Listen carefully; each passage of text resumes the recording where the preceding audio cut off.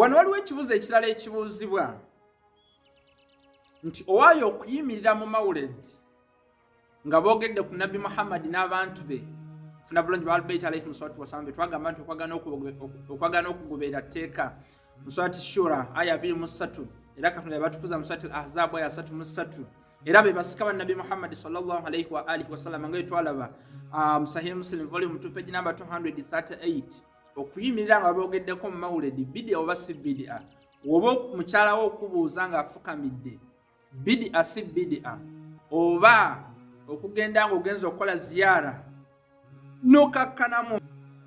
oba abamu sometimes olw'ekitiibwa kya Al-Bayt bafukamira wansi bid'a oba si bid'a nga abasalafu bagamba nti bid'a kinjagala okuddamu twagamba nti bannabbi bonna ekyabaleeta kubeera nga batusomesa tusinza tutya Allah subhanahu wa ta'ala kubeera nga batulungamya kukuba eggolokofu nga etwala mu surati An-Nahl aya 3 nga otuvuddewo ne tugamba nti wetuba tusoma Qur'an tufumintirize tusoma just na tajwid na maloboozi malungi gokka nfuna bulungi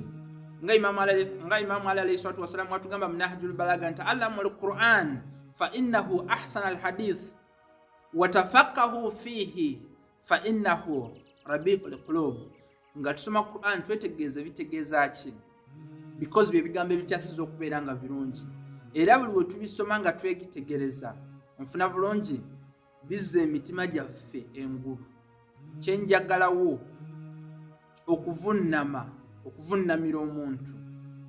oba okuyimirira nga boogedde ku Nabbi Muhammad sallallahu alayhi wa alihi wasallam n'abantu be oba mukyalawo okufukamira bid'a nga abasalafu abagoberera Sheikh Muhammad ibn Taymiyyah eyafiira mu Syria nga bamusibye bid'a oba si bid'a lwaki yafiira because yaleeta ensomesa buli kimu nga kiyita bid'a haramu kiri bid'a oba si bid'a kyenjagala okubeera nga nziramu story ekyasinze mu Qur'an ya Nabbi Yusuf alayhi salatu wassalam surati Yusuf aya ya 10 bazadde ba Nabbi Yusuf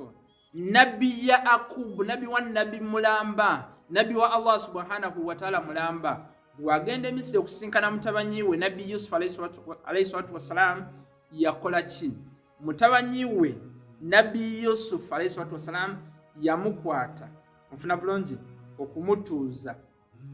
we yali alamulira olw'ekitiibwa kya Nabbi Yusufu Nabbi Yaqub teyakkiriza wabula yavunnama onfuna bulungi mu surati Yusuf aya 10 Allah subhanahu wa ta'ala agamba nti warafa'a abawayhi 'ala al-'arshi wa kharru lahu sujada yamukwata namuteeka we yali akola ki ku ntebe ey'obwannabbi we yali atuula ng'alamula abantu wabula Nabbi Yaqub yagana n'amuvuunamira waki ekyo bakiyita lita'azim okubeera ng'ohonaringa omuntu ekitiibwa n'olwekyo nabbi wetugamba nti okuvunnama ofuna bulungi ng'omuntu ekitiibwa oba mukyala w'okufukamirira oba okwogera ku Nabbi Muhammad Maulid n'oyimirira wetugamba nti shiriki tugambe nti ne kino Nabbi Yaqub okuvunnamira mutabanyi we ng'amuwa ekitiibwa mu surati Yusuf aya 10 shiriki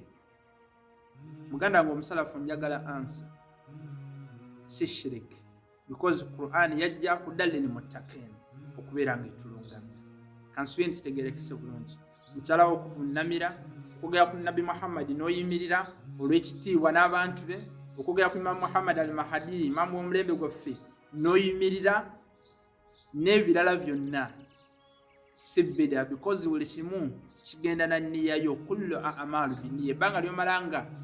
otegeera nti Katonda ali omu gwe tusinza tekibeerangako shirik. Assalamu alaikum warahmatullah. Afinye sababu ngo share.